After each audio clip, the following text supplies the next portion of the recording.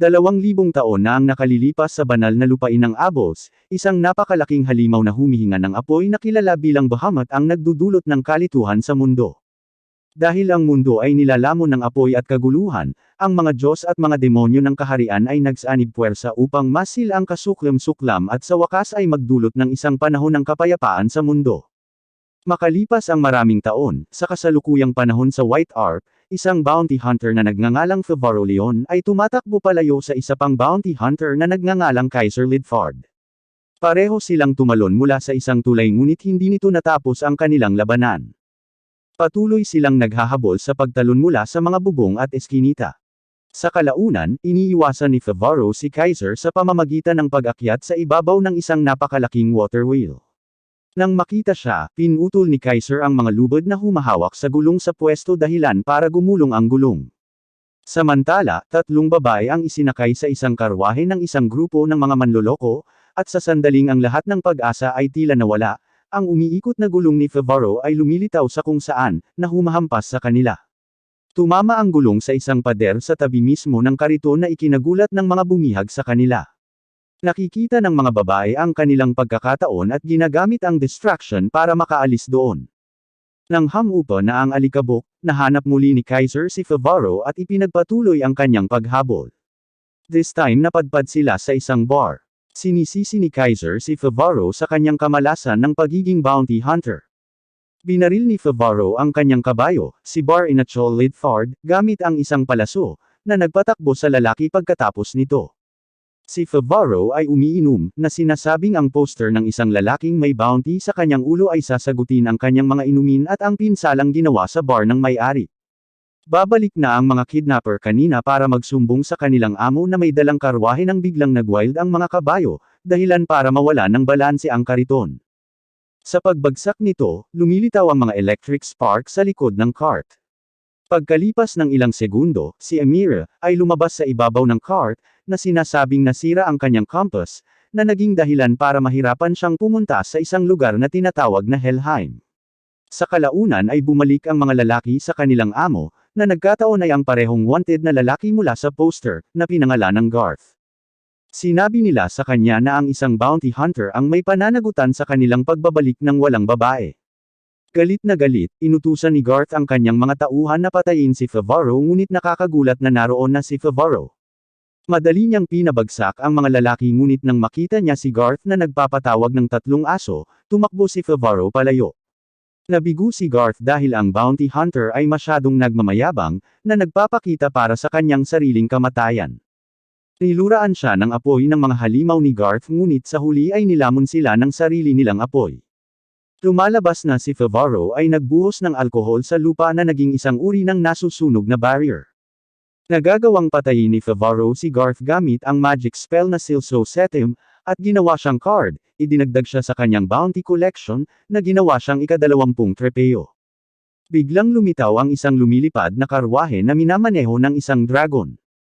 Sa loob ay nakaupo si Bacchus, ang Diyos ng alak, na ganap na nalasing. Isa pa, ang kanyang sidekick ay isang nagsasalitang manok na nagngangalang Hamsa. Lumalabas na sila ang may pananagutan sa paggabay sa mga bounty hunters patungo sa kanilang susunod na target at pagbabayad sa kanila ng reward pagkatapos nilang makumpleto ang kanilang gawain. Ibinigay ni Favaro sa Diyos ang card at gagantimpalaan ng 800 rupees. Hindi siya nasisiyahan dahil inaabangan niya ang isang reward na 1,600 rupees ngunit gayunpaman ay ibinuhos ang lahat sa isang kalapit na bar. Ginugugol niya ang gabi sa pag-inom at paglalandi, habang ipinagyayabang ang kanyang mga pakikipagsapalaran bilang isang bounty hunter. Sa ilang mga punto, sinabi ni Favaro ang tungkol sa pagpunta sa Helheim, at nagkataon, narinig siya ni Amira at huminto sa kanyang mga landas.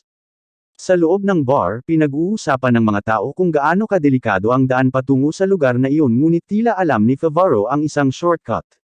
Nahanap siya ni Kaiser sa loob ng bar ngunit dahan-daang lumabas doon si Favaro. Nahanap siya ni Amira sa ilalim ng naliliwanagan ng buwan na kalangitan, at tinanong siya ng shortcut patungo sa Helheim, na makikita sa kanyang tono ang desperasyon. Tingid sa kanyang kaalaman, kasinungalingan lang niya ang shortcut pero sinabayan niya ang hiling nito sa pamamagitan ng paghingi ng halik bilang kapalit. Inabala sila ni Ghost, ang nakatatandang kapatid ni Garth. Pinagsama ni Favaro ang mga bahagi, napagtanto na ito ang dahilan kung bakit siya binayaran ng kalahati ng halaga. Nagsummon si Ghost ng napakalaking yak na parang hayop. Matapang itong inatake ni Favaro ngunit kung ikukumpara ang kanyang maliit na espada ay na-stock sa halimaw. Ang susunod na target nito ay si Amira.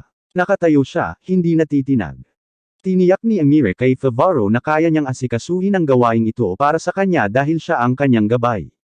Namumula ang mata niya. Nagpatawag siya ng isang nilalang at naging demonyo. Namamangha sina Ghost at Favaro. Itinutulak niya ang halimaw gamit ang dulo ng kanyang pointer finger at pagkatapos ay sinimulang salakayin ito ng napakaliksi na hindi man lang ito nakakuha ng pagkakataon para sa isang counter-attack. Ibinalik ni Favaro ang kanyang espada kung saan sinaksak niya si Ghost mula sa likod at mahiwagang ginawang card ang wanted na lalaki. Patay ang halimaw ngunit natama nito si Favaro. Habang nagsisimula itong maging alikabok, nawalan ng malay si Favaro. Nanaginip siya tungkol sa pagbagsak mula sa langit, pababa patungo sa isang maapoy na hukay. Bumukas ito, tumambad sa kanya ang isang halimaw. Bumukas ang mga mata ni Favaro, nalaman niya na nasa silong siya ng isang bar. Naghanda na ng paliguan ang babae doon. Nagsimula siyang maghubad ngunit mukhang natatakot siya, at tumakbo palayo na sumisigaw na may buntot ng demonyo. Nalilito, nagsimulang lumingon-lingon si Favaro sa paligid, hanggang sa makita niya ang sarili niyang figure sa salamin, na may nakadikit na buntot mula sa likuran. Ang Arkanghel Gabriel, na nakasuot ng puti at ginto, ay binigyan ng mensahe na ang susi ng Diyos ay ninakaw. Lumitaw ang Arkanghel na si Michael, tinitiyak sa kanya na binigyan na niya ang isang tao ng gawain na alamin kung sino ang may pananagutan dito. Ang mga Archangels Uriel na may pulang buhok at Raphael na may asul, ay nagpahayag ng kanilang kawalan ng tiwala sa pag-iwan ng isang gawain na ganoon kahalaga sa mga kamay ng mga tao lamang. Binibigkas ni Gabriel ang pangalan ng binigyan ng responsibilidad na ito, si Gian Dark ng Orleans Knights. Bayanihang pinamunuan niya ang kanyang mga kabalyero sa labanan laban sa mga demonyo at pinakawalan ang mga higanteng nakabaluti na lalaki na kontrolado ng mahika na tinatawag na Golem sa kanila. Nakita ni Gian ang pangitain ng Bahamut sa langit na puno ng alikabok. Nagbago ang eksena kay Favaro na sinusubukang tanggalin ang kanyang buntot ngunit hindi nagtagumpay. Ipinaalam sa kanya ni Amira na ginapos niya ang dalawa ng halik at mananatiling buo ang buntot ng demonyo hanggang sasabihin niya sa kanya ang tungkol sa shortcut sa Helheim. Hubad pa rin, tumakbo palabas ng silid si Favaro, napagtanto na ang pagtakbo ng kanyang bibig ay nagdulot sa kanya ng malubhang problema. Tinawag ng mga babae sa bar si Kaiser para harapin ang demonyo. Nang makita ang lalaki, tumakbo si Favaro para dito at sumunod si Amira. Tumakas sila sakay ng kabayo. Nagsimulang mag-isip si Favaro tungkol sa isang perpektong pagkakataon para mawala siya ng tuluyan. Muli niyang hinihiling ang shortcut. Iminungkahi niyang dalhin siya doon mismo. Samantala, si Kaiser ay naiwang nagtataka kung paano niya hindi nalaman na si Favaro ay isang demonyo sa lahat ng oras na ito. Dumating ang mga kabalyero ng Orlan, nag-aanunsyo kung ang mga tao ay maaaring nakakita ng isang demonyo sa anyo ng tao. Ipinakilala ni Kaiser ang kanyang sarili bilang isang kabalyero at ipinahayag na siya mismo ang naghahangad nito, kung kinakailangan, maaari niyang ibigay ito ng buhay. Napansin ng Knight ang bracer ng bounty hunter sa kanyang palso at tinawag siya nito. Nawala sa isip ni Kaiser na hindi na siya Knight. Bago magpatuloy, nais ni Favaro na kumita muna ng pera. Kailangan niyang manghuli ng isang higanteng hayop na parang kambing. Pumasok siya sa isang nakakatakot na lugar na may mga katawan na nakasabit sa kisame. Nakita ni Favaro ang isang ulo sa dingding katulad ng nasa poster. Biglang nabuhay ang ulo kasunod ang buong katawan nito na lumilitaw sa dingding. Si Favaro ay nagsimulang tumakbo ngunit si Amira ay lumaban. Nag-transform siya sa kanyang anyo ng demonyo at pinatay ang hayop. Matapos makita ang kanyang pagbabago, sa wakas ay natanggap ni Favaro ang katotohanan na ang nakaraang gabi ay hindi isang panaginip ng lagnat, na sa huli ay nangangahulugan na ang pagkitol sa kanyang buhay ay hindi isang napakatalino na ideya. Ibinigay sa kanya ni Bacchus ang bag ng pera para sa hayop. Bumili si Favaro ng damit para kay Amira gamit ito at pagkatapos ay dadalhin siya para sa isang handaan. Kumakain siya ng kontento at uminom ng booze sa unang pagkakataon sa kanyang buhay. Lasing na lasing siya kaya sinimulan niyang sayawan si Favaro. Pagkatapos, tumakbo siya patungo sa bukas na tubig. Sinubukan ni Favaro na sulitin ang sandali at inilabas ang kanyang espada ngunit hindi umilo ang kanyang bounty hunter bracer na humahantong sa isang nabigong pagtatangkang pagpatay. Sa halip ay awkward siyang nagpakilala. Nagpakilala rin si Emira at nagbigay ng dahilan kung bakit gusto niyang pumunta sa Helheim. Gusto niyang makasama muli ang kanyang ina. Naalala ng dalaga ang malabong imahe ng babae noong sanggol pa si Emira. Napahawak na siya sa kanyang pendant dahil minsan nang sinabi sa kanya ng kanyang guru na makakatulong ito kay Emira na muling makasama ang kanyang ina. Sa sandaling iyon ay lumabas si Kaiser mula sa tubig, inakusahan si Favaro sa paglihim ng kanyang demonyong anyo mula sa kanya at sa pagkidnap ng isang babae. Sinipa siya ni Favaro sa mukha at nagmamadaling umahan sa tubig kasama si Emira sa likuran niya. Na-starstruck si Kaiser sa kanyang kagandahan. Kinabukasan, hinahanap pa rin ng mga kabalyero ang babaeng demonyo dahil siya ang may susi ng Diyos. Ibinigay ni Favaro ang kanyang lokasyon sa mga kabalyero, sa pag-asang mapalaya siya mula sa kanyang spell. Sumunod sila sa kanya. Si Emira ay nagsimulang tumakbo ngunit pagkatapos ay nagpasya na labanan sila habang siya ay nagbabago sa kanyang anyo ng demonyo. Inaatake siya ng mga kabalyero gamit ang isang enchantment formation. Sigurado si Favaro na tatapusin siya at pakakawalan nila sa sinumpang buntot. Gayunpaman, mukhang hindi nagustuhan ng kanyang kabayo ang sinabing iyon at dinala siya sa kanya. Samantala, napagtanto ng mga kabalyero na ang kanilang mga pag-atake ay walang kabuluhan dahil nakaramdam lamang siya ng pangangilig. Inihagis ng kabayo si Favaro sa gitna ng pag-atake, habang sinisipa ang mga kabalyero. Umalis ang dalawa doon. Gayunpaman, sa lalong madaling panahon sila ay nakulong sa isang tulay, na napapalibutan ng mga kabalyero mula sa magkabilang panig. Binalingan sila ni Favaro sa pamamagitan ng pag-hostage sa kanya, na nagmumungkahi na lumayo sila. Pinutol niya ang mga lubod ng tulay, binasag ni Emira ang isang butas dito at diretso silang nahulog sa malamig na tubig na yelo. Matagumpay na nakaalis ang dalawa sa tubig, malayo sa paningin ng mga kabalyero. Samantala, nasa listahan na ng wanted ang kanilang mga mukha sa paligid ng bayan ng Levian. Sa kabilang banda, pinapanood ng Fallen Angel na si Azazel ang paglalakbay ni Emira mula sa kanyang flying fortress. Hinanap ni Cerberus, bantay na aso ni Hades, si Emira kasama ang kanyang mga puppet na aso. Alam nilang nakaalis na siya sa bayan. Iminumungkahi ng mga puppet na dapat siyang patayin ngunit si Pazuzu, isa pang demonyo, ay tiyak na darating siya sa kalaunan. Nakaupo si Azazel sa kanyang trono, habang iniisip niya ang isang kritikal na tanong, kanino ibibigay ni Emira ang susi ng Diyos? Dahil wala pa rin ang God Key, ang barrier sa paligid ng Bahamut ay nagsimulang humina. Gayunpaman, dumating si Archangel Michael upang tumulong. Ginagamit niya ang kanyang kapangyarihan upang maibalik ito. Pinipigilan itong gumuho at kinikilala ito bilang tanda ng pagdating ni Bahamut. Ang kabalyero ni Gian, si Lavali, ay bumalik na may balita na ang komunikasyon sa iba pang mga kabalyero ay imposible dahil sa bagyo ng buhangin. Gusto niyang maghintay sila. Itinusok ni Gian ang kanyang espada sa lupa, nagsimulang lumitaw ang mga bula. Ipinahayag niya na hindi ito isang ordinaryong bagyo. Ito ang tanda ng kawalan ng susi ng Diyos na humantong sa pagbaba ng mga hangganan sa pagitan ng mga demonyo at mga Diyos. Bumalik sa kastilyo ni Azazel, ipinaalam sa kanila ng mga aso ni Cerberus na nakarating ang dalawa sa maulap na bayan ng Nableville. Gustong maghintay ni Azazel kaysa hulihin sila dahil ang utos nila ay para lang malaman kung sino ang pinagtatrabahuhan ng tao at demonyo. Ang nahulog na anghel ay sabik din na inaasahan ang kanilang pakikipagtagpo sa isang partikular na individual sa maulap na bayang iyon. Pumunta si Favaro upang mangolekta ng isang damo sa pamamagitan ng pag-akyat sa isang bundok ngunit sa sandaling bunuti niya ito, isang dragon ang lumabas mula rito. Matagumpay itong nabulag ni Favaro gamit ang kanyang mga palaso at tumama ito sa lupa. Ipinaliwanag niya kay Emira na ang damong ito ay gagana bilang isang antidote kapag nahanap na nila ang kanilang susunod na bounty. Ang target ay kilala sa paggamit ng restorative art aka paghahalo ng iba't ibang potion. Samantala, nagising si Kaiser na nasa tahanan ng isang pamilya sa Nableville, na tila nagdala sa kanya upang alagaan siya pabalik sa kalusugan.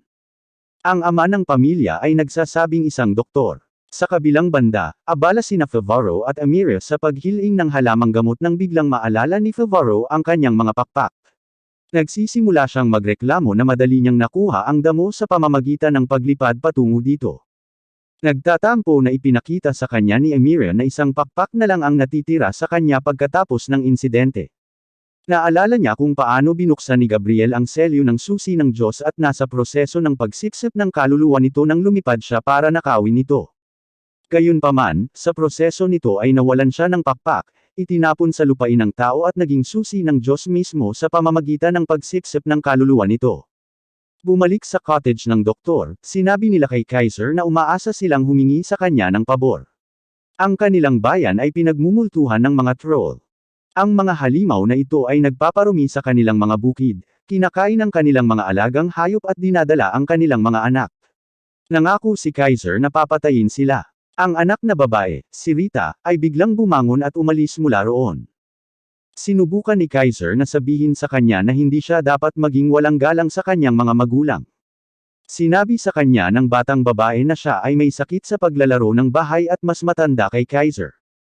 Hindi siya naalarma sa mga salita nito at patuloy na sinasabi sa kanya kung paano siya mula sa isang mahabang linya ng mga kabalyero at may mahigpit na pagpapalaki. Pagkatapos isang nakamamatay na araw, ang kanyang ama ay binigyan ng tungkulin na bantayan ang isang pagkilala. Gayunpaman, ito ay ninakaw. Bilang parusa ang lalaki ay binigyan ng parusang kamatayan at binitay. Nahumantong sa pagkamatay ng pagiging kabalyero ng pamilya Lidford. Nagtitipon ng mga tao ng bayan kay Kaiser habang naghahanda siyang labanan ang mga troll. Lumabas sila sa gate pero alam na nila ang pangalan niya at parang nalilito, nagtatanong kung bakit nilalabanan pa niya sila. Nilagyan nila ng tela ang ilong niya. Napaluhod siya ngunit nang muling tumangalas si Kaiser ay nakasalubong niya ang paningin ni Navarro at Amira. Ito ay lumalabas na walang mga trolls sa simula. Ang maliit na batang babae ay ginawa ang lahat ng ito. Isa siyang necromancer at matagumpay siyang naloko sa pamamagitan ng spell. Matagal nang inabandona ang bayan, zombie ang mga tao at mga uod at dugo ang kinain niya. Nakaramdam ng sakit si Kaiser sa kanyang sikmura nang bumukas ang katotohanan sa kanyang harapan. Sinimulan ni Rita ang spell. Tinakpan ni Navarro at Amira ang kanilang mga ilong gamit ang halamang gamot, at ibinato rin ang isang piraso ng tela kay Kaiser. Sinimulan nilang patayin ang mga zombie. Umaagos ang galit sa katawan ni Kaiser dahil sa panloloko. Itinali niya ang tela para sa proteksyon laban sa mga spell at sinimulang ibagsak ang mga zombie. Sa lalong madaling panahon ay sasalakayin na niya ang kanyang nagpapanggap na pamilya ngunit pumagitna si Rita. Kinagat ng ina ang kanyang leeg. Pinapatay ni Kaiser ang ama at pagkatapos ay ang ina. Sinisira ni Navarro ang itim na Biblia, pinatay ang halimaw sa loob, ginawa itong isang card. Ipinaalam ni Navarro kay Kaiser kung paano sinalakay ng mga halimaw ang bayan 200 taon na ang nakalilipas at ang batang babae ay ang tanging nakaligtas mula sa pamilya ng doktor. Bumaling siya sa itim na Biblia para buhayin ang mga tao sa bayan. Ibinigay ni Bacchus kay Navarro ang reward na 750 rupees. Gaya ng dati, hindi nasisiyahan si Navarro sa dami. Samantala, nasa likuran niya si Kaiser. Kahit papaano ay nalampasan niya ang pag-atake ng zombie, kahit na siya ay naging isa, ngunit buo pa rin ang kamalayan. Nakarating ang demonyo at 2 tao sa Ismanport. Salamat sa paggabay ni Bacchus sa kanila, sa wakas ay nasa tamang landas na sila patungo sa Helheim. Kahit na medyo nag-aalinlangan pa dahil kailangan nilang sumakay ng bangka para makarating doon ngunit walang nakakaalam sa Ismanport na may bangkang papunta doon hanggang sa marinig siya ng isang matanda at idirekta siya patungo dito. Tingid sa kaalaman ni Navarro, may naghihintay na problema habang hindi niya napapansin ang glow ng bracer niya. Ang mga aso ni Cerberus ay hindi mahanap ang mga ito, na sinasabing ang kanilang amoy ay nawala kaagad pagkatapos nilang umalis sa Navalville. Sigurado si Azazel na may nakialam. Samantala, natagpuan nga ng 2 ang barko ngunit napakasama ng kondisyon nito na maaaring masira anumang sandali. Tinawag ito ng matandang hag na Celophaeus, at itinuro ang kapitan ng barko. Ito ay walang iba kundi si Amon, ang matagal nang kakilala ni Navarro. Binabati nila ang isa't isa ng konting wrestling match. Ang barko ay umaandar na. Kinarap ni Amon si Navarro sa pagpili na maging bounty hunter kaysa sundin ang yapak ng kanyang ama na si Bar-Asa. Hindi nais ni Navarro na maging isang marangal na outlaw tulad ng kanyang ama, at sinabing hindi siya nababagay sa ganoong uri ng buhay. Nakarating si Kaiser sa Ismanport, medyo huli na dahil umalis na si Navarro papuntang Helheim, gayunpaman, narinig siya ng parehong matanda. Sa kabilang banda, nagising si Favaro sa barko mula sa panibagong bangungot. Sa pagkakataong ito ay si Bahamut, halos lamunin siya ng buo. Sinubukan ni Favaro na iguhit ang imahe nito kay Amira ngunit pagkain lang ang nasa isip niya. Sina Kaiser at Rita ay sumakay sa isang barko na tinatawag na Dagonya. Napakaganda ng kalagayan nito. Ipinaalam ni Kaiser kay Rita na naging matalik na magkaibigan sila ni Favaro hanggang sa ipagkanulo siya ni Favaro sa pamamagitan ng pagbibigay ng impormasyon tungkol sa pagpupugay sa kanyang ama na nauwi sa pagnanakaw nito habang binabantayan ito ng sariling ama. Samantala, ipinaalala rin ni Amon kay Favaro ang nakamamatay na gabing iyon. Naaalala nila kung paano namatay ang lahat kasama ang ama ni Favaro at isang demonyo ang pinakawalan. Si Amon ang tanging nakaligtas. Nangako siya na dadalhin sila sa Helheim anuman ang mangyari. Pagkatapos, tinanong ni Amira kung sino ang kanilang tinutukoy habang ginagamit ang terminong matanda. Ipinaliwanag ni Favaro na ito ang kanyang ama. Tiyak na mayroon siyang isa, ang lalaking pinakasalan ng kanyang ina. Mukhang naguguluhan si Amira. Siya lang ay may nalalaman tungkol sa kanyang ina at hindi man lang alam ang kahit ano sa kanyang ama. Nag-ambala sila ng isang higanteng halimaw na alimango. Samantala sa Dagonya, sina Kaiser at Rita ay napapalibutan ng mga pirata. Inilabas ni Kaiser ang kanyang espada at nilabanan sila. Ang isa sa kanila ay kinuha si Rita bilang isang hostage, iniisip siya bilang isang bata lamang. Kinagat niya ito, hinuhukay ang mga ngipin ng zombie sa kanyang laman. Bumalik sa Celophails, umaatake ang higanteng alimango. Napinsala nito ang barko at ang mga tauhan ni Amon ay wala kahit na anumang armas upang labanan ito dahil tila ito ay isang cargo ship lamang. Ang palaso ni Favaro ay walang kapangyarihan laban dito. Ang natitira na lang sa kanila ay si Amira para labanan ito. Iniligtas niya si Favaro mula sa pagkalamon. Kasabay nito, nahanap siya ng mga aso ni Cerberus. Nilabanan ni Amira ang halimaw. Inilalabas niya ang bituka nito, ang likido ng katawan ay sumasabog kung saan-saan. Bumabalik ito sa karagatan. Kinagat niya ang bibig na puno ng halimaw ngunit niluwa ito dahil halatang nakakakilabot ang lasa. Nakita ni Amon ang demonyong buntot ni Favaro at itinali siya. Mas maraming halimaw sa dagat ang tumalon sa barko. Gayunpaman, lumilitaw na sila ay nasa panig ni Amon.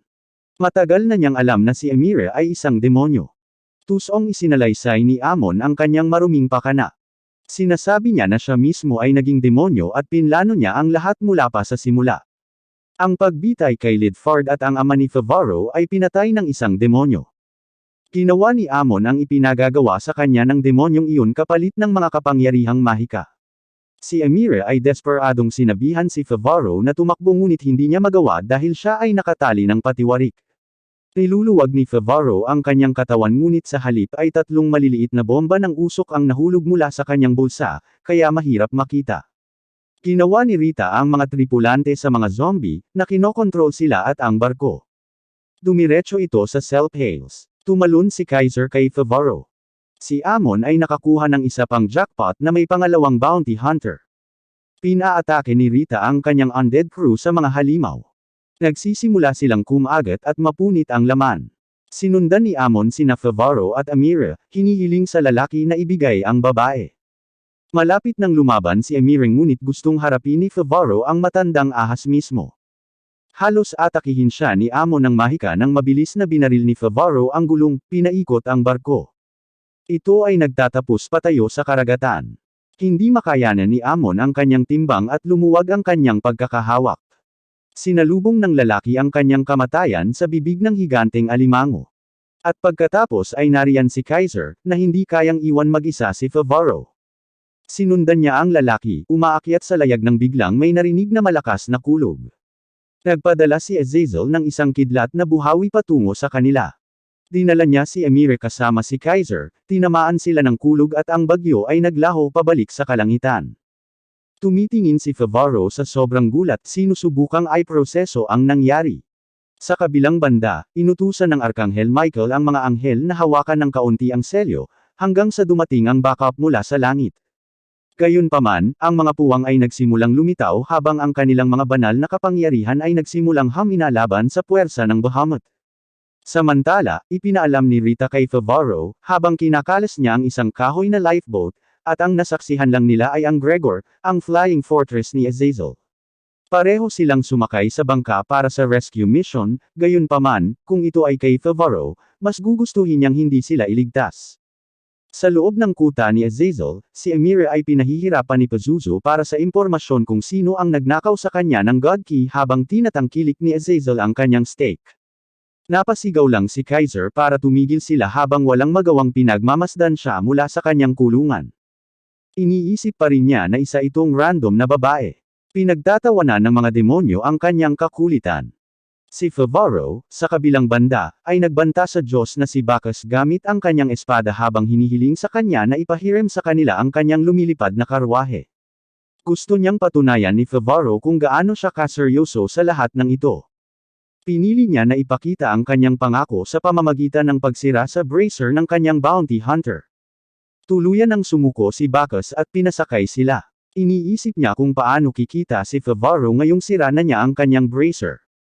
Gayunpaman, ang lalaki ay hindi masyadong nag-aalala tungkol dito dahil hindi niya alam kung mabubuhay pa siya sa ibang araw pagkatapos ng kanilang pakikipagtagpo kay Azazel. Ang Fallen Angel ay nagpapaliwanag kay Kaiser sa mga kilos ni Amira, ngunit iniisip pa rin ng lalaki na si Favaro ang may pekanan nito. Ang mga demonyo ay patuloy na tumatawa sa kanyang kalokohan. Ibinaba sila ni Bacchus sa Sword Valley. Sigurado siyang pupunta si Azazel sa Cocytus, ang kabisera ng demonyo at ang lambak na ito ay may tarangkahan na patungo sa kabisera. Nagpaalam si Bacchus kay Favaro dahil ito na ang huling pagkikita nilang muli. Sina Favaro at Rita ay namamahala na makapasok sa Flying Fortress. Alam ni Rita na nasa tamang lugar sila mula sa partikular na baho sa hangin. Lumalaban sila sa mga Skeleton Knight na umaatake sa kanila mula sa bawat direksyon. Si Azazel ay bumalik sa kanyang trono at naisip ang mapanlinlang na plano ng paglalagay kay Kaiser laban kay Favaro para sa isang labanan, na sinasabi sa lalaki na maaari niyang samantalahin ang pagkakataong ito upang ipaghiganti ang pagkamatay ng kanyang ama. Si Favaro ay sinipsip at itinapon kung saan nakatali si Amira. Ang lugar ay puno ng lahat ng uri ng mga kagamitan sa pagpapahirap. Dumating si Kaiser na bumagsak sa kisame, inatake si Favaro, sinisisi siya sa pagkamatay ng kanyang ama at sa kasawiang kasama nito. Sinisikap ni Favaro na magparamdam sa kanya tungkol sa pag-alis muna sa lugar, habang hinaharangan ang kanyang mga pag-atake ngunit ayaw ni Kaiser na marinig ang anuman tungkol dito. Patuloy niyang inaatake si Favaro at sinisisi siya sa bawat kasawiang dinala sa kanila. Iniikot niya ang kanyang espada, na ginawang bumagsak si Favaro sa lupa. Buong-buo ang emosyon ni Kaiser habang tumutulo ang tubig mula sa kanyang mga mata at ilong. Nakatanggap si Kaiser ng isang malakas na suntok mula kay Rita, na nagpagulong-gulong sa kanya sa lupa. Nakahanap na siya ng paraan pabalik sa kanila. Ang portal para sa Cocytus ay bubukas ngunit nagsasara sa sandaling halos dumaan ang ilang pulgada ng kuta. Nanginginig ito dahil sa biglaang impact. Sa malayo, libu-libo ang bilang ng mga kabalyero ni Gian. Naglulunsad sila ng nagninangas na mga bato sa kastilyo. Dumagundong ito sa lakas ng mga tama. Pagkatapos noon ay nagpadala sila ng daan-daang dragon para hulihin si Amira. Pinakawalan ni Rita si Amira mula sa torture wheel at nagtago sa likod ng isang haligi. Pumasok si Pazuzu, hinihingi kung saan nila itinago si Amira.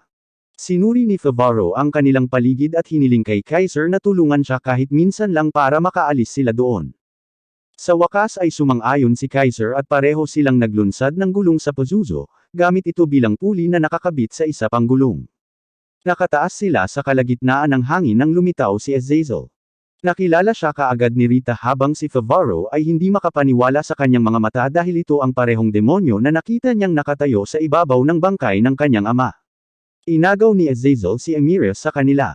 Ipapatong na sana niya ang kanyang mga kamay sa kanya ngunit pinoprotektahan siya ng katawan nito sa pamamagitan ng pagpapakawala ng malakas na pag-alog ng kuryente.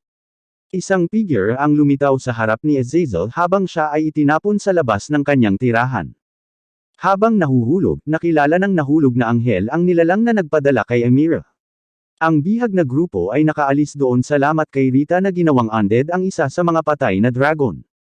Nasa dragon sila nang magsimulang magbulong-bulong si Amira na gustong dalhin sa Helheim ngunit napapalibutan sila ng paglipad ng mga dragon kasama ang Orleans Knights na nakasakay sa kanila.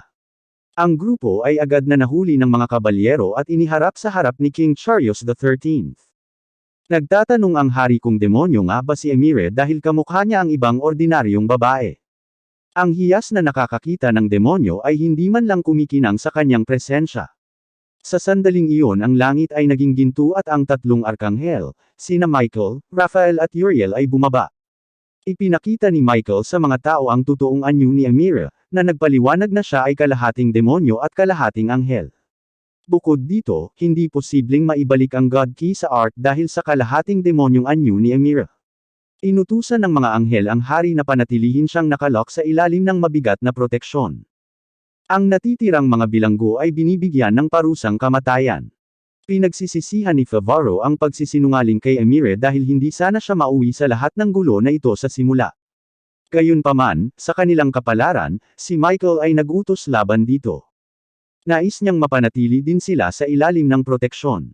Ipinakita niya sa kanila ang imahe ng Bahamut at kung paano siya mapapalaya ngunit para doon ay parehong kinakailangan ng transcendent keys, nilikha ni Satan at ng Diyos na si Zeus. Kung ang mga susi ay magiging isa sa Bahamut, ang kaguluhan ay ilalabas sa mundo. Upang maiwasang mangyari iyon, nilinaw ni Michael na hindi dapat madala si Emire sa anumang uri ng strain na nangangahulugang dapat nilang panatilihing buhay ang kanyang mga kakilala. Sa sinabing iyon, ang mga arkanghel ay umakyat pabalik sa langit. Ayaw makulong ni Emire. Nagsimula siyang magtantrum, iginiit pa rin na dapat siyang dalhin ni Favaro sa Helheim. Inilabas ng lalaki ang kanyang sinumpaang buntot, at hiniling sa kanya na alisin ang sumpa. Tumanggi siyang pumunta pa kasama niya.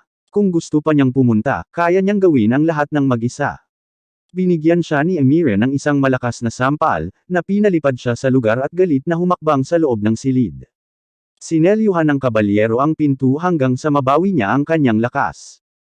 Hindi sila makapagpahinga mula sa gulo na sumusunod sa kanila kung saan-saan dahil ang susunod na naririnig nila ay ang tunog ng isang kampana, na nagpapaalerto sa kanila sa pagdating ng mga multo na ipinadala ng mga demonyo.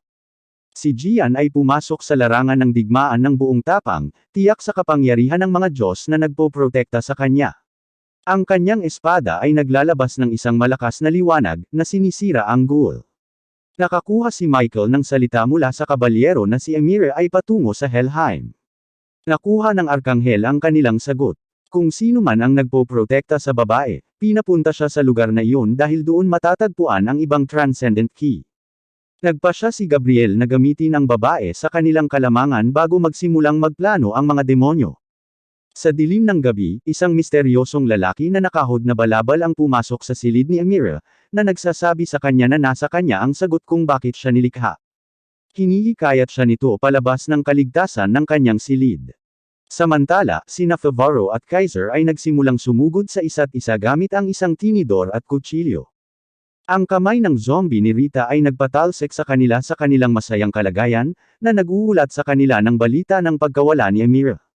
Patuloy siyang inaakit ng misteryosong lalaki sa maze ng mga pasilyo. Naglabas siya ng pendant na katulad ng kay Emire.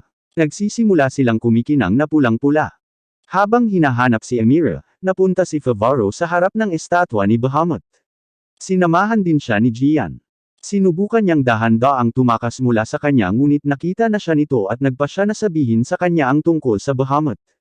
Napagtanto ni Favaro na ang dragon mula sa kanyang panaginip ay ang parehong halimaw. Ipinahayag ni Gian na kapag nagising ito, ang halimaw na ito ang magiging maninira ng lupain. Inulit niya ang oras nang biglang lumitaw ang halimaw mula sa kalangitan at nagsimula ng kalituhan sa lupa. Nang mawala ang lahat ng pag-asa, nangyari ang pinaka-hindi inaasahang bagay. Binago ng Diyos na si Zeus at Satan ang kanilang mga sarili sa transcendent na mga susi, matagumpay na nahuli ang halimaw sa banal na lupain ng Abos. Itinuro ni Gian ang rebulto ng isang kabalyero na pinagdarasal ng mga tao. Ito ay pinaniniwalaan na ang isang tiyak na kabalyero ay lilitaw sa sandaling ang Bahamut ay nagpakawala ng impyerno sa lupa. Ibabalik ng kabalyerong ito ang kapayapaan ng mundo at hanggang ngayon ay iniisip ng mga tao na siya ang napili. Si Favaro ay nagsasalita para sa kanyang sarili, na nagsasabi na ang lahat ng kailangan niya sa buhay ay tatlong bagay. Alak, mga babae. Kahit na iginiit ni Gian na kailangang maunawaan ni Favaro na siya ay nakatadhana din sa isang bagay na malaki. Ang patunay ay ang pagkikita ni Favaro kay Emire. Lumipat ang eksena kay Emire na gustong malaman kung bakit may pendant ang lalaki na katulad ng sa kanyang ina. Sumagot siya na hiniling niya sa kanya na hawakan ito. Inihayag niya ang kanyang sarili na walang iba kundi si Lavali.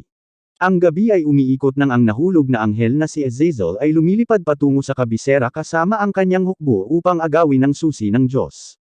Ipinadala ng hari ang kanyang mga tauhan upang labanan sila dahil ibinigay niya ang kanyang salita sa arkanghel para sa pagprotekta kay Amira. Speaking of the girl, tumalon siya pababa, lumapag sa harap ni Favaro. Sinabi sa kanya ni Amira na sa wakas ay nakilala na niya ang kanyang ama. Naguguluhan si Favaro dahil ano ang ginagawa ng kanyang ama doon. Gayunpaman, lumayo siya nang hindi nagbibigay ng anumang paliwanag. Inutusan ni Gian Dark si Knight Gaurin, ang mga sage at ang mga tirador na bantayan ang unang panlabas na pader habang si Knight Lavelli at ang mga Dragon Riders ay magbabantay sa pangalawang pader at ipagtatanggol niya ang kastilyo. Samantala, nakita ng tatlo pang lumalamon ng pagkain si Amira na para bang ilang araw na siyang nagugutom. Sa labas ng kastilyo, nagpapatuloy ang labanan sa mga demonyo. Ang mga tao ay naglulunsad ng kanilang mga tirador habang ang mga halimaw ay umaatake sa panlabas na pader, na nagdulot ng mga casualty. Ang kalaban ay pumasok sa airspace ng kastilyo ng madali. Ang mga hayop ay dumarating sa mga bubong at inaatake ang mga kabalyero. Dumating ang mga Dragon Riders para magbigay ng reinforcement. Gayunpaman, ang kaaway ay mas malakas, kahit na ang mga mamamana ay hindi makagawa ng maraming pinsala. Hindi mapakali si Azazel na nanunood. Lumilitaw ang isang kislap ng liwanag mula sa ibaba, pinabagsak ang ilang dragon. Ito ay kabilang sa espada ni Gian na may hawak ng kapangyarihan ng mga Diyos. Sinundan siya ni Pazuzu dahil parang siya lang ang may kakayahang magbanta sa kanila. Tumalon pababa si Pazuzu nang napakalakas kaya ang tulay ay gumuho sa ilalim nila. Pumasok si Azazel sa kastilyo, nag-iiwan ng bakas ng walang buhay na mga katawan. Habang ang grupo ay abala sa pag-iisip ng isang taguan para kay Amira, si Azazel ay nauuna ng ilang hakbang sa kanila. Nakarating siya sa kanilang kinalalagyan bago pa man sila makakuha ng oras para makalayo. Si Favaro ay nanunood na nakamedyas, nakabuka ang mga mata at bibig. Muling kumikislap sa isipan ni Favaro ang imahe ng demonyong nakatayo malapit sa bangkay ng kanyang ama. Sa pagkakataong ito ay masasabi niya na walang duda na si Azazel yun. Inihayag ng nahulog na anghel kay Kaiser na siya ang nagpadala sa kanyang ama sa bitayan. Siya ang nagtakda ng lahat para lang magpalipas ng oras. Nag-ipon ng lakas ng loob si Favaro na magsalita at gumaan ang kalooban sa pamamagitan ng pagdeklara na siya ang may pekana para sa pagkamatay ng ama ni Kaiser. Naaaliw dito ang demonyo. Sinusubukan ni Favaro na bilhan sila ng ilang oras habang inutusan niya si Kaiser na dalhin si Amira sa Helheim. Ang sandata na pinili ni Favaro ay maaari mong itanong. Isang literal na kawali. Matalino niyang tinawag itong laban ng dalawang demonyo, tinutukoy ang sinumpa niyang buntot. Ipinadala ni Azazel ang kanyang mga ahas sa kanya. Napaatras si Favaro na may tama. Pagkatapos ay ipinadala ng Fallen Angel ang kanyang Skeleton Knights para habulin si Amira. Sa labas ng kastilyo, ang lahat ay nagkakagulo. Halos wala ng lakas si Gian para lumaban. Tinamaan siya ni Pazuzu ng panghuling strike, na nagdulot ng buhawi. Siya ay tinatangay ng hangin dito ngunit kahit papaano ay nakakakuha ng lakas para lumaban. Tinusok ni Gian ang kanyang espada kay Pazuzu. Ang demonyo ay tumawa ng masama, ang kanyang maskara ay nabasag, inilantad ang mukha ng isang leon, habang siya ay nawawala sa dilim na tumatawa tungkol sa susi ng Diyos. Si Gian ay nagsimulang bumagsak sa langit ngunit nasalo siya ni Lavali na nakasakay sa isang dragon at tumungo sila sa susi ng Diyos. Bumalik sa loob ng kastilyo, walang literal na laban si Favaro sa nahulog na anghel. Isang smoke shell ang itinapon sa pagitan nila. Ang usok ay nagsimulang lumiwanag, na nagpapakita kay Kaiser. Bumalik siya para bigyan ng tulong si Favaro dahil ayaw niyang mapatay ng iba ang pumatay sa kanyang ama. Natutuwa si Azazel at buong pagmamalaking idineklara ang kanyang sarili na siya ang kumitil sa buhay ng mga ama ng lalaki. Inalis ni Favaro ang maling akala ng pamumuhay para sa iba. Ibinalita niya na siya ay nabubuhay lamang para sa kanyang sarili at si Azazel ay isa lamang demonyo sa kanya. Nagsisimula na naman silang maglaban.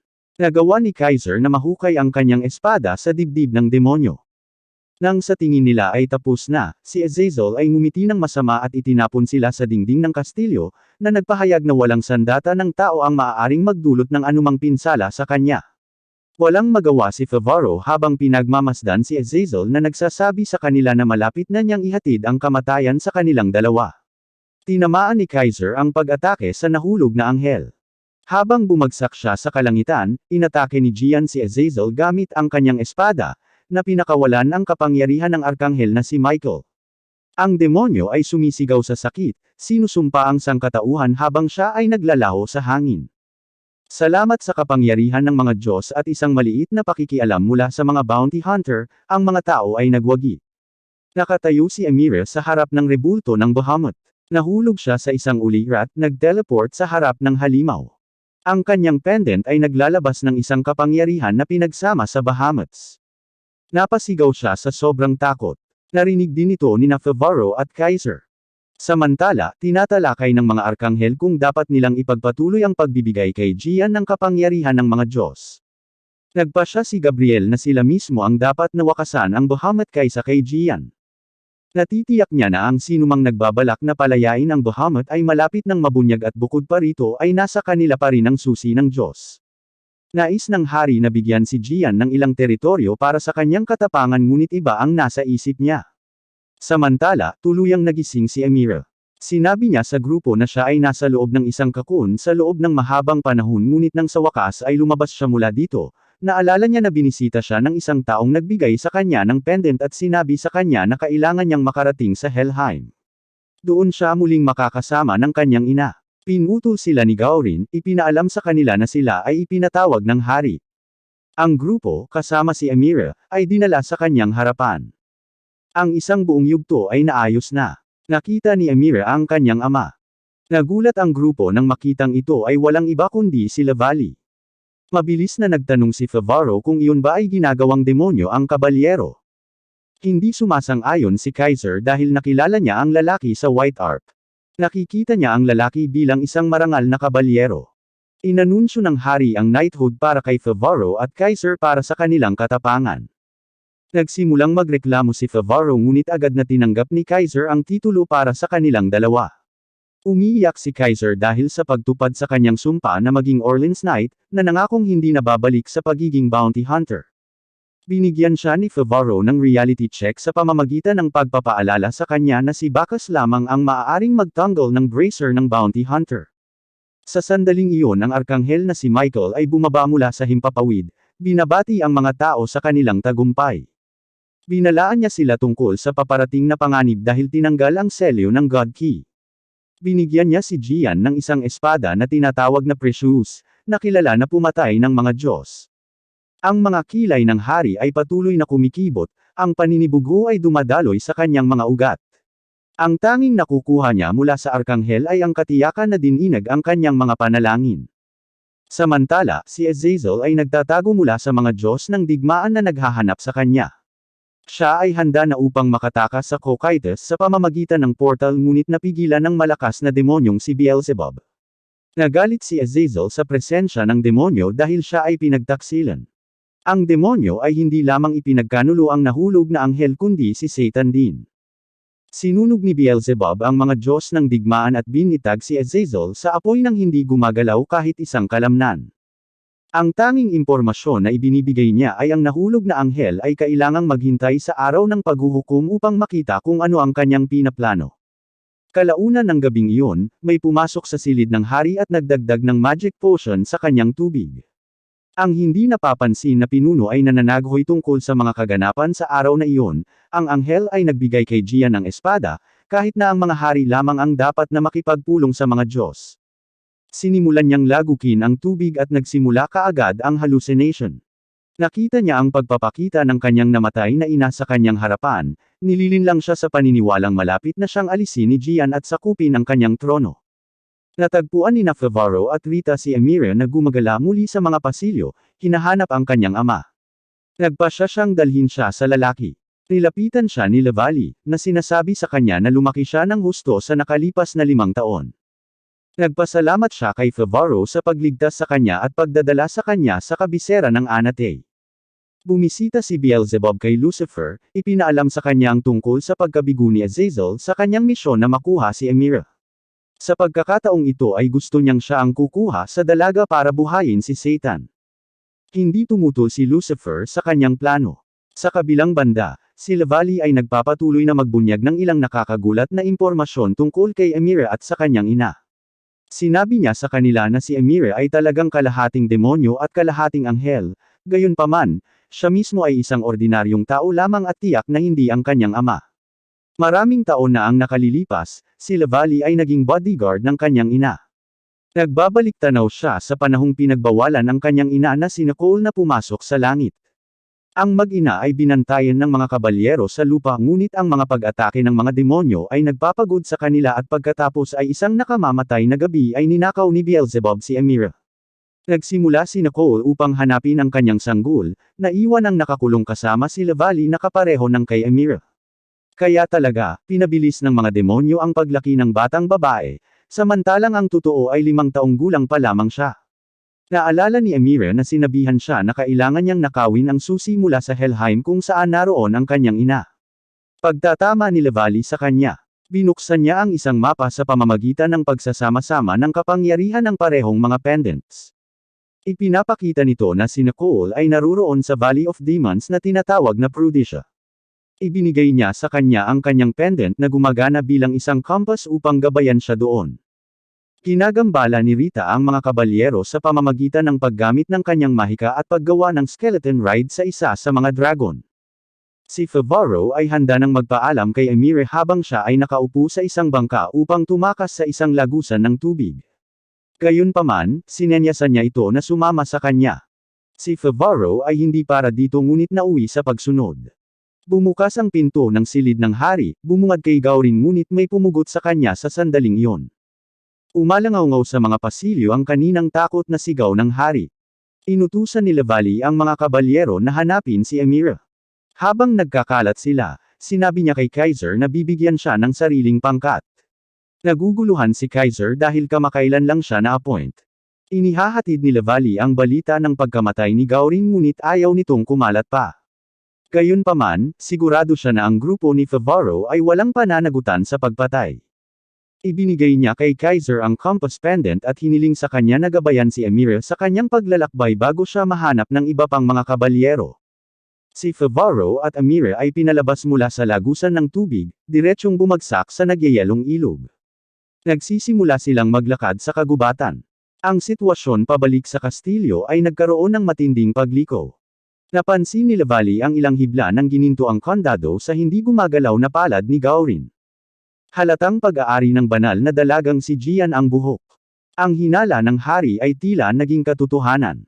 Si Gian ay kinulong at dinala sa hari, kahit na patuloy niyang itinatanggi ang akusasyon ng pagpatay. Ayaw makinig sa kanya ng hari. Sigurado siyang papatayin siya nito kung hindi nakialam si Gaurin. Walang magawang hiniling ni Gian na makita ang arkanghel na si Michael. Ipinaalam sa kanya ng hari na ang 3 anghel ay umalis na sa banal na lupa at ngayong hindi na nakakulong si Amira sa kabisera, malapit na silang iwanan ni Michael. Bumalik sa kagubatan, iniisip ni Amira kung makikilala siya ng kanyang ina. Tiniyak ni Favaro sa kanya na ang yakap ni Amira ay tiyak na magagawa ang lansihin. Pagkaraan ng kaunti pa, naramdaman niya ang panganib na papalapit sa kanila. May nataman si Amira habang unti-unti itong nakikita. Isa pala ito sa mga knight na gumagamit ng invisibility magic. Dumating si Kaiser sa kanyang kabayo, hinihingi si Favaro na ibigay sa kanila si Amira.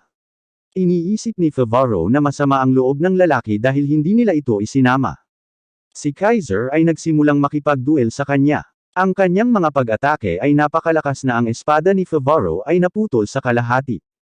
Si Kaiser ay banayad na sinusubukang sabihin sa kanya na sumama na lang sa anumang iuutos nito sa kanya. Gayunpaman, ang natitirang mga kabalyero ay patuloy na umaatake at si Amira ay nagsimulang lumaban nang biglang lumitaw ang isang maliwanag na gintong flash sa kalangitan. Halos hindi mapanatili ng mga anghel na selyado ang Bahamut. Pinadala nila si Michael para makakuha ng reinforcement mula sa langit. Samantala, nakakulong si Gian. Doon ang parehong lalaki na nanglason sa inumin ng hari, binisita siya at sinubukang akitin siya palayo sa kanyang pananampalataya. Nag-iwan siya ng potion para inumin niya. Ayon sa kanya, makakatulong ito sa kanya na makita ang katotohanan na itinatago ng mga anghel. Bago siya umalis, masama niyang sinabi sa kanya na mas mabuting isaisip niya na ang anghel niyang tagapag-alaga na ito na lubos niyang pinaniniwalaan ay hindi kailanman darating para tulungan siya. Ang kagubatan sa paanuman ay nahahati sa dalawang magkaibang dimensyon at ang trio ay naiteleport sa isang kahaliling universo. Ang mga kabalyero ay tumingin sa kanila mula sa itaas at pagkatapos ay nawala sa paningin.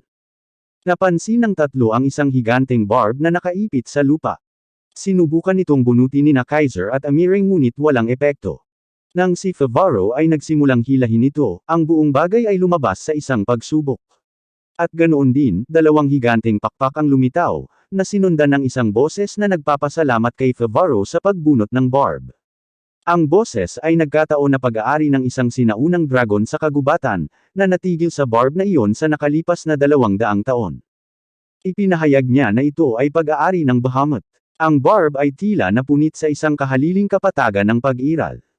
Ang dragon ay nagsasabi sa kanila na ang halimaw ay lumitaw ng napakaraming beses bago at sa tuwing ito ay nagdudulot ng kalituhan sa lupa. Gayunpaman, sa pamamagitan ng ilang himala ang mga Diyos at mga demonyo ay nagsaanib puwersa upang selyuhan ang halimaw 200 taon na ang nakalilipas. Alam na ng dragon na si Amire ang sentro ng lahat ng kaguluhang ito na malapit ng ilabas. Sinabi niya sa kanila na siya ang susi sa selyo ng Bahamut. Kung siya ay lalapit dito, ang selyo ay masisira, na magpapakawala sa nakakatakot na halimaw kung saan ang mga demonyo at mga anghel ay abala na sa pag-iipon ng kanilang mga puwersa. Ang eksena ay pinutol sa kung ano mismo ang nabanggit ng dragon. Ang mga anghel at mga demonyo ay nagmamadali. Dahil wala na si Amire sa kabisera, nakakaramdam ng pananakot ang magkabilang panig. Ayaw ng mga anghel na sakupin ng mga demonyo ang banal na lupain ng Abos habang nakita ng mga demonyo na isang gininto ang pagkakataon nito para hulihin si Abos at wasakin ang mga anghel. Bumalik sa kahaliling kagubatan, nagsimulang makakita si Favaro ng mga pangitain ng pagkawasak na tiyak na dadalhin ng Bahamut. Nagsimulang humagulgol si Amire na parang paslit matapos malaman na ang lahat ay mamamatay sa lalong madaling panahon pagkatapos ng pagpapalaya ng halimaw, na kinabibilangan din ng kanyang ina. Ang dragon ay nagmumungkahi ng isang solusyon upang maiwasan itong mangyari na kinasasangkutan ng kanyang pananatili sa kahaliling universo na ito magpakailanman. Sa ganitong paraan maiiwasan ang kanilang nakatakdang kapalaran. Gayunpaman, nangangahulugan din ito na hindi na muling makakasama ni Amire ang kanyang ina. Nagsisimula na namang umiyak ang dalaga. Nawala sa kanyang paningin si Favaro at nakita ang dalaga na walang magawang umiiyak. Idineklara niya na babaguhin nila ang kapalaran dahil naniniwala siyang maaring baguhin ang tadhana hanggat gusto nila at ngayong nakarating na sila sa ganito, maaari na rin nilang makita ang ina ni Amire. Siya ay umatake sa barb sa lupa, binuksan ang gateway.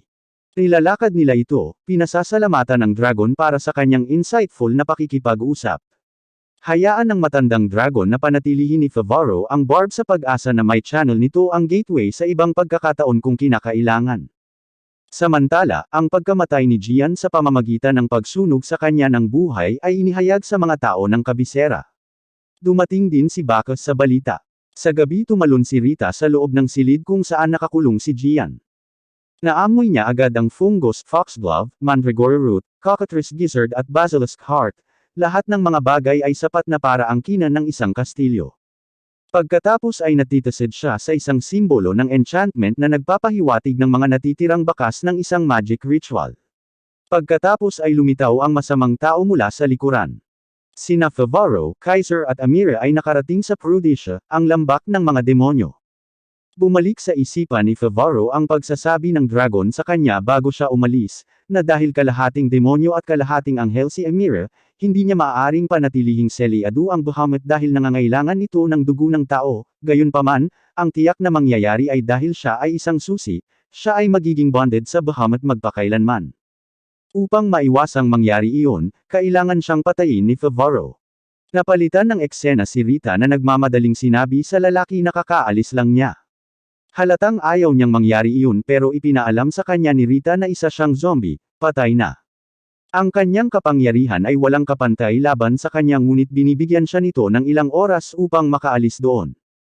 Kinabukasan, si Gian ay itinali sa isang istaka, kahoy na nakatambak sa paligid niya para sunugin siya ng buhay.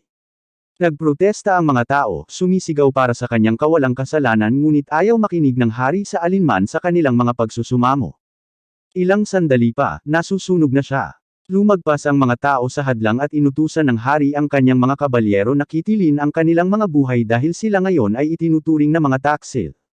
Si Gian ay sumisigaw para sa awa ng mga Diyos. Ayaw niyang maranasan ng mga karaniwang tao ang sakit na ito.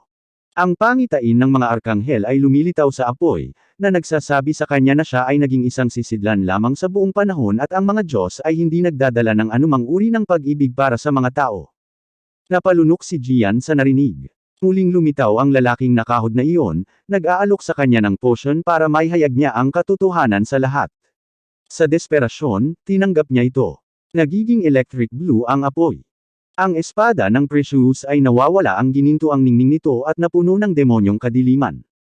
Si Gian, minsan naging santo, ay naging mangkukulam. Nagpatawag siya ng isang halimaw gamit ang espada at tumakas mula sa kabisera. Pumasok na ang tatlo sa lambak ng mga demonyo. Ginagawa ni Favaro ang barb sa isang makeshift sword. Sa sandaling iyon ay nagsimulang dumagundong ang lupa, tila isang lindol ngunit ang lupa sa ilalim ng kanilang mga paa ay nagsimulang lumala sa mga tipak, na lumulutang palayo sa isa't isa. Ang masaklap pa nito, lumilitaw ang isang napakalaking kahindik-hindik na hipo na lumilipad na kuta. Ang langit at ang lupa ay nilamon ng parehong hamog na dating tumakip sa Nableville. Lumabas ang parehong lalaki na nanloko sa hari at kay Gian. Sinabi niya sa tatlo na dapat nilang marinig ang boses ng Demon Key na sabik na makiisa sa God Key. Samantala, si Rita ay nasa karwahe ni Bacchus, nagtatanong tungkol sa spell na nagiging demonyo ang mga tao dahil iyon mismo ang nangyari kay Gian. Alam ni Rita na ang isang tao ay maaaring magkaroon ng mahiwagang kakayahan kung nakipagkasundo sila sa isang demonyo ngunit tiyak na hindi nakarinig ng isang tao na nagiging ganap na demonyo.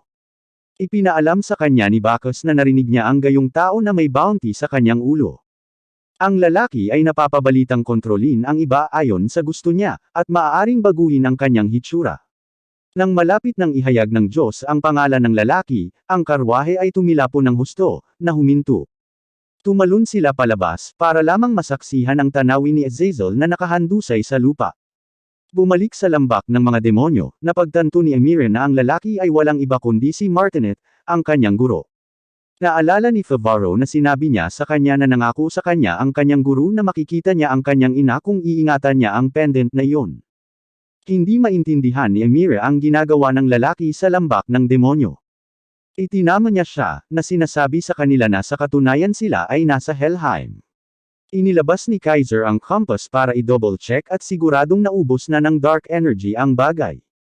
Ipinakilala sila ni Martinet kay Beelzebub.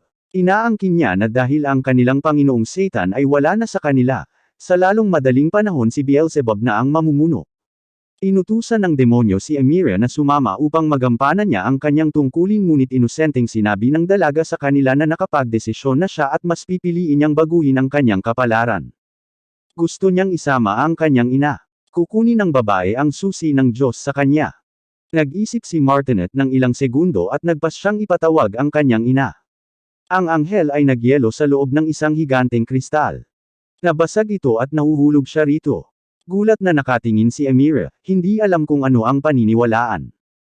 Tinitiyak sa kanya ni Martinet na ito ang tunay niyang ina. Bumalik sa karwahe, nagising si Azazel. Mukhang tinahi siya ni Rita ngunit para sa kaligtasan ay tinalian siya ng ilang makajos na lubod. Tinanong ni Rita kung ano ang pinaplano ng mga demonyo. Sa Helheim, si Nicole ay may hitsura ng pagkalito sa kanyang mga mata. Sinubukan ni Emira na tanungin siya kung ang anghel ba talaga ang kanyang ina.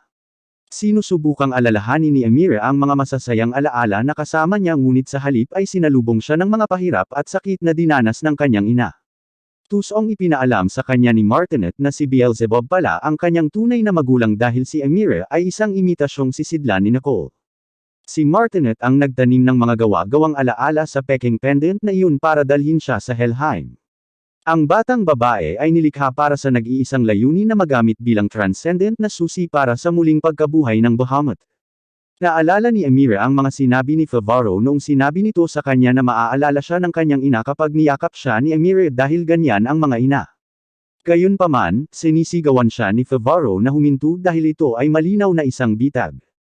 Naglakad si Emire patungo sa kanyang ina, sa kabila ng babala ni Favaro, lumuhad siya at niyakap siya. Nasa mga mata pa rin ni Nicole ang nakakahiyang tingin habang sumisigaw. Ang anghel sa wakas ay tila kumalma. Kinuha niya ang pangalan ni Emire at nagsimulang maging gininto ang alikabok at nawala. Isang masakit na sigaw ang pinakawalan ni Emire. Si Beelzebub at Martinet ay labis na nasisiyahan dito dahil ang selyo ng susi ay na-unlock. Isang maliwanag na liwanag ang lumitaw mula dito at pumasok kay Emire.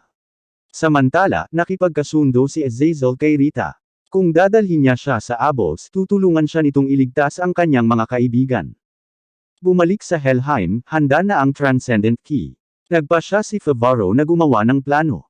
Sinabi niya sa kanila na gusto niyang sumali sa mga demonyo. Pinalaya siya ni Beelzebub at inalok siya ni Martinet ng potion na maiinom. Kinuha ito ni Favaro at sinubukan siyang linlangan sa pamamagitan ng pagpapaputok ng kanyang baril ngunit mabilis na naabutan ni Martinet at sinunggaban siya sa lalamunan. Pinipilit niya ang potion sa lalamunan ni Favaro, na ginawa siyang demonyo. Si Beelzebub, kinuha ang Transcendent Key at pinakawalan si Kaiser. Ang lalaki ay gumulong mula sa higanteng bato at bumagsak sa kalangitan. Nanunood lang si Favaro. Hindi na kayang hawakan ng mga anghel si Bahamut na selyado pa. Ibinigay nila ang lahat ngunit napakalakas ng halimaw. Alam ni Michael ang dahilan dahil handa na ang Transcendent na susi.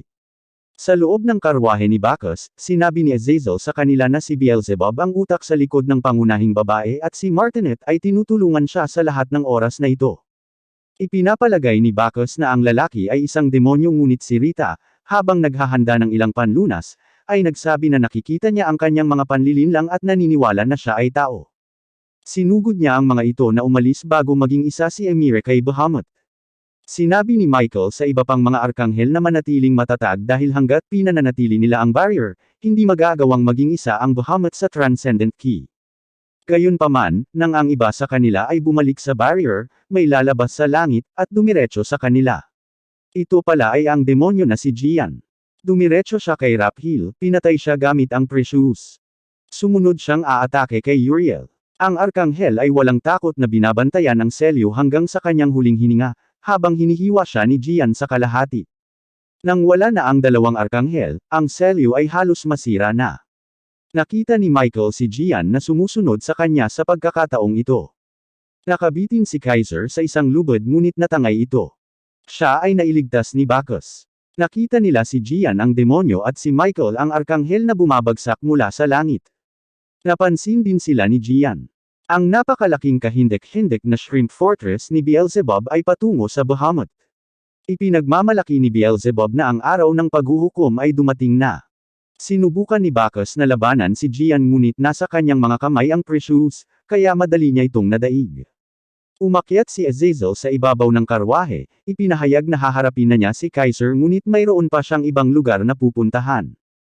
Ibinigay ni Rita ang isang antidote para sa pagbabagong anyo ng demonyo kay Kaiser ngunit nahuhulog na naman siya.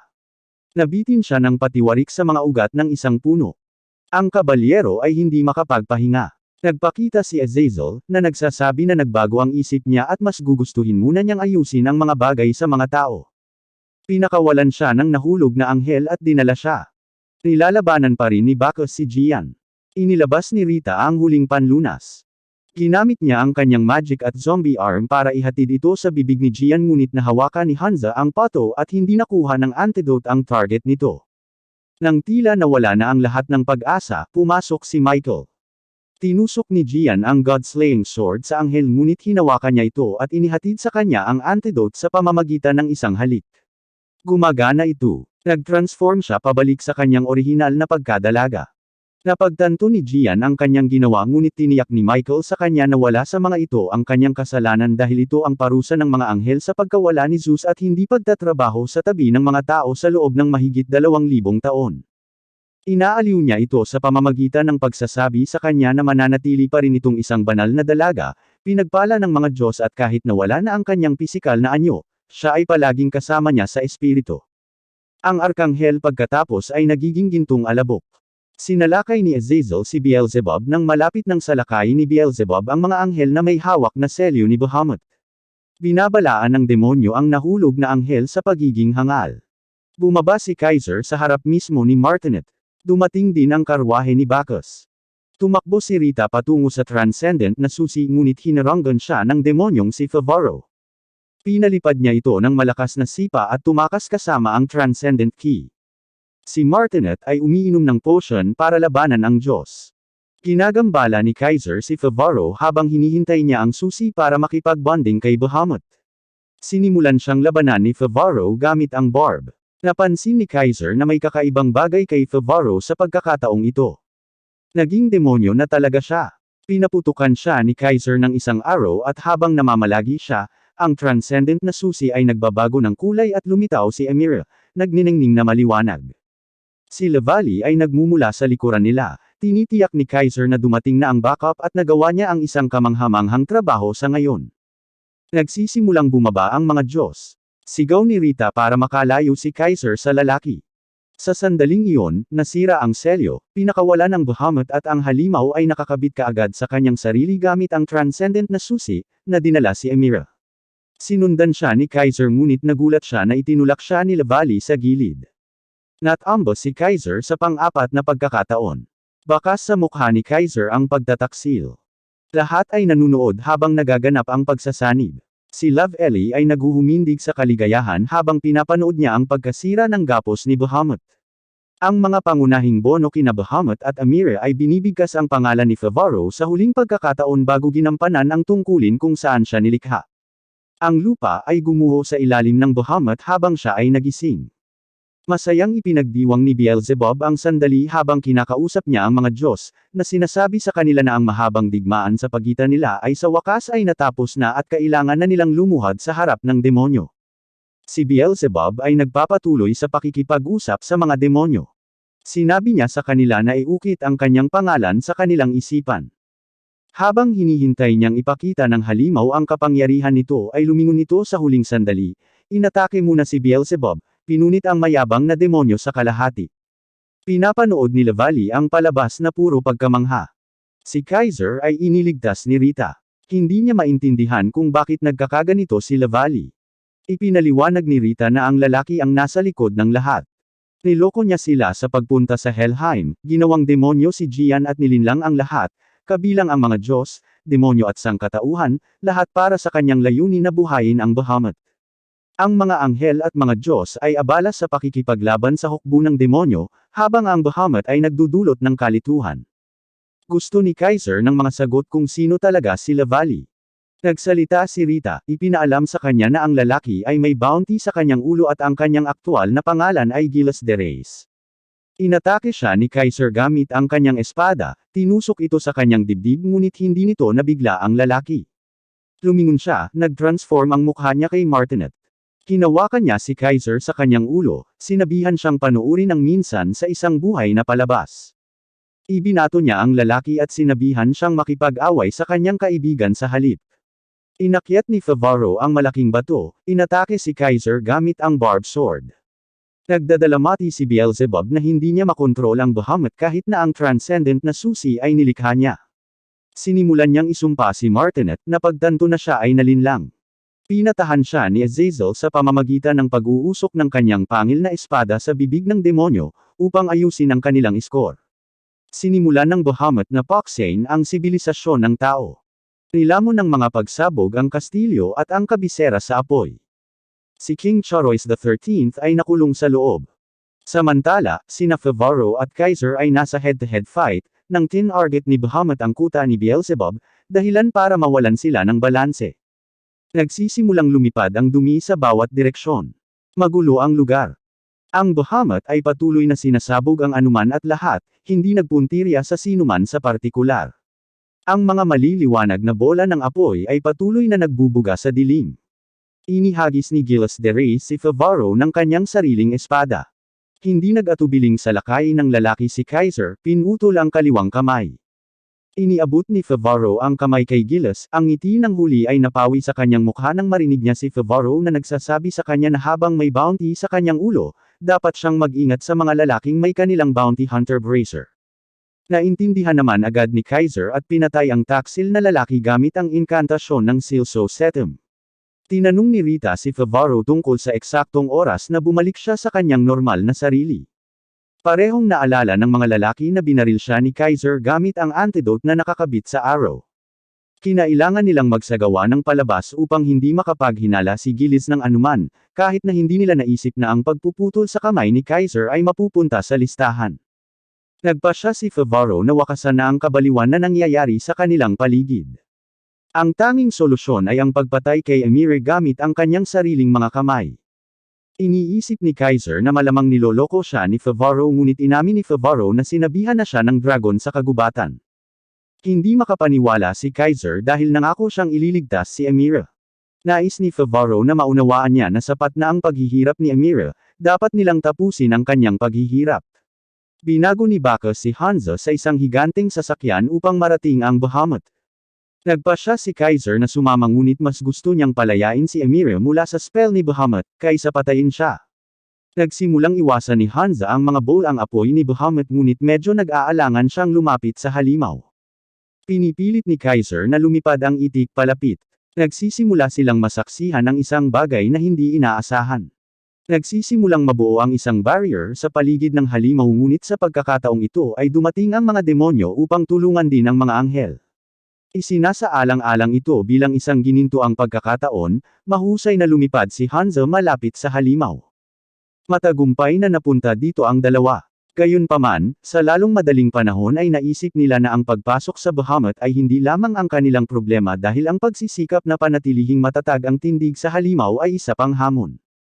Patuloy silang nagsisikap ngunit patuloy na lumiliko si Bahamut sa bawat direksyon, inihagis sila sa mga paggalaw. Ang duo ay nagtatapos malapit sa susi. Tinusok ni Favaro ang barb dito. Sa unang hit, may bumubula mula sa lalamunan ni Bahamut at sa pangalawang hit ay nakita ni Gian ang imahe ng Holy Knight na kumikislap sa harap ng kanyang mga mata dahil iyon ang eksaktong posisyon na lumilitaw ang silhouette ni Favaro sa kalangitan. Ang halimaw ay nagpakabog ng husto kay Favaro kaya nakalawit siya sa harap mismo ng mata nito. Nagulat siya nang lumabas sa mata si Amira. Humingi ng tawad si Favaro sa kanya dahil hindi niya nailigtas ang kanyang ina. Hindi naman nagdamdam ang dalaga dahil nakilala nga siya ni Nicole sa yakap, tulad ng sinabi sa kanya ni Favaro. Ang lalaki ay sentimental na nangako na dadalhin nila si Amira sa isang mas magandang lugar kaysa sa Helheim. Mapusok siyang hinalikan ni Amira at bumalik sa loob, ngunit nagpasalamat muna sa huling pagkakataon. Sinugod ni Hanzo na makaalis sila sa halimaw dahil mukhang sasabog na ito anumang oras. Ayaw umalis ni Kaiser nang wala si Favaro. Ang pato ay lumusot at hinihila siya palayo. Ilang sandali pa ay napatid ang halimaw at nahulog mula rito si Favaro. Sa kabisera ng hari, kalahating taon ang nakalipas, si Kaiser ay naging kapitan ng Orleans Knights. Isang bagong hari ang malapit ng makoranahan. Nagtanong ang isang bartender kung sa palagay ni Favaro na ang kabalyero na nagpadala kay Bahamut sa ibang dimensyon ay buhay pa, na hindi alam ang katotohanan na siya ay literal na nakikipag-usap sa kanya, sa halip ay sumagot si Favaro na siya ay sigurado na si Bahamut ay buhay pa rin sa isang lugar. Pagkatapos ay lumabas siya ng bar at sumakay sa kanyang kabayo. Isang knight pa rin ang lalaki. Biglang lumitaw si Kaiser, na sinasabi sa kanya na hindi siya mababaon sa utang ni Favaro ng ganoon kadali. Ang kanilang mga kabayo ay nagsimulang tumakbo palayo sa tulay tulad ng sa simula. Sa ngayon, ang mga bagay ay bumalik sa dati. Kung tutuusin, kasunod ang gulo saan man pumunta si Favaro. Salamat sa panunood, see you sa susunod na video.